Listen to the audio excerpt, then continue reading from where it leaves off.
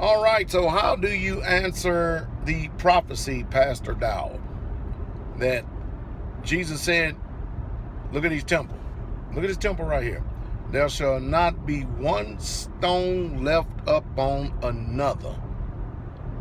The whole entire temple is going to be thrown down. So how do you answer that, Pastordowell, when we see that the Jews and religious people of the world are going over there to that Western Wall? And they have the West Wall that is erected and still standing. How do you answer that prophecy right there? Because Titus, 70 AD. Well, it's easy. First of all, number one, you have to realize that everything that religious systems tell you, the Jews, the so-called Jews of today, modern-day Jews, Christianity, Judeo-Christianity, everything they ever tell you is a lie. When you go over there and decide to go on these little old trips and stuff where they telling you this is the site where Jesus walked and this is what happened here and this is what happened there, they're marketing, they're scheming you, they're scamming you.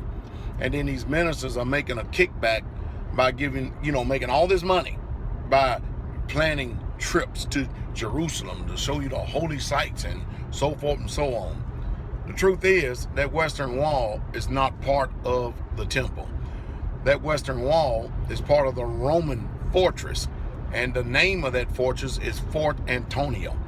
The temple, the Romans had already obliterated, but what they needed was an access to get through a corridor in order to get into the temple and finish looting it. You see, you're not going to learn this in Christianity because they're, in bed with the Jews. And you definitely ain't going to hear from the Jews because their whole persona is deception of the whole entire world. Because those are not the people of Yah. They are Israeli. They are Zionists. They are not Hebrews, and they're not Israelites. You would know that if you ever heard anything about the scholar George Lamson. Somebody from that area, that geographic area, that would tell you the truth. And I know that I rain on many of your parades and stuff. I know. Remember, 70 AD, Titus actually sacked the temple. Matter of fact, he actually sacked all of Jerusalem.